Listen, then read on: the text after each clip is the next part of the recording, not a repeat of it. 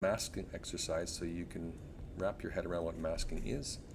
Your goal is to take these objects, the background, the splash, and the apple, and convert it into perhaps something that looks like this, or perhaps you change some colors, perhaps you change the color of the leaf, maybe you put a background in, maybe you do your own twist on it. Let's show you some little tips. Alright, so there's a group folder of assets, and I'm on the move tool, and I'm going to move the apple. Just FYI, if you're on the move tool in Photoshop and you right click, it'll show you the layers underneath, so you don't have to go back here. You can actually say, I would like to move the apple. Over here, I'm on the water splash, I want to move that around. You know that in Photoshop, Command T allows you to transform.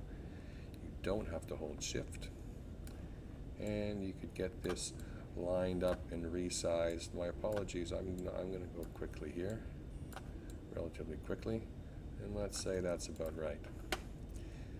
Actually, you know what? Just for sake of masking two things, let's do this. All right, so I have my water there. Great. What I really want is only the water really from where there's a break line there. So what I'm going to do is I'm going to hit the mask key, and unfortunately my screen recording not showing it. There we go. At the bottom here there's a mask. So mask white means that everything you can see. When you're using a mask, you're using a brush, and right now you'll see that the mask is turning black because I'm hiding it or masking it. And you can change the size of your brush. By the way, if you didn't know, the size of your brush, you can use the square brackets on your keyboard. And you can modify this, and I think if you remember from the tips, Command plus can zoom right in. And you can get really precise here. And let's pretend that was precise enough. It's not. Now remember that if you make a mistake on the mask, let's just say that's too much. You can flip or invert the colors with the brush to bring parts of it back. So rather than clicking this, a lot of people tend to use X to flip or invert. So let's pretend that was fine, because we are zoomed in a bit. Now, I see the apple showing here, so really what I probably want to do is mask that apple. So let's put a mask on there, and now I can take the apple that's showing there, and for the most part, I'm happy. Again, I actually have, so black conceals, white reveals. So let's pretend I'm happy. I'd like to make the water the same color as the apple, or the apple the same color as the water, depending which way we look. Let's go. Now, you probably are familiar with your adjustments, and one of them, you can get adjustments here, you can get adjustments up here. That does everything. Everything, I mean the whole picture. You know what we're going to do? I'm just going to, we're going to change the water red.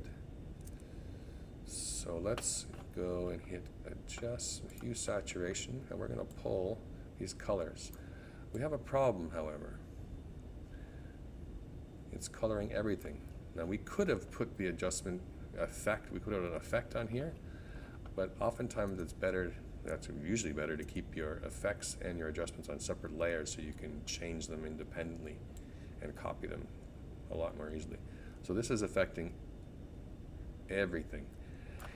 In Photoshop, if you right click and click create clipping mask, this little arrow means that it's only going to affect the layer directly underneath. So now we have only the water being adjusted. So I can try to play around with this and try to get a bit closer.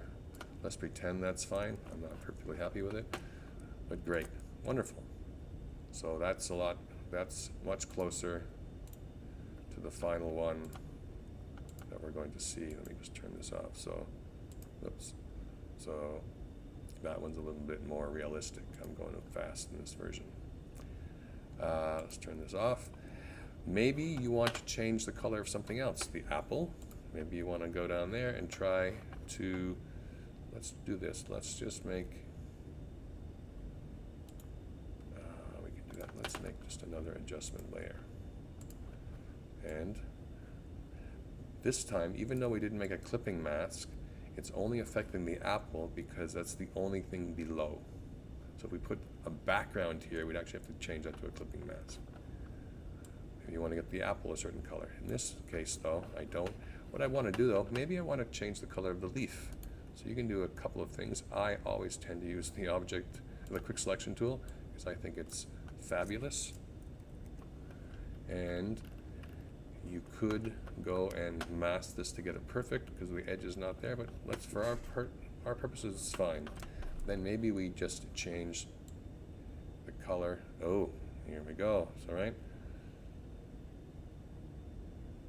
So it's affecting everything.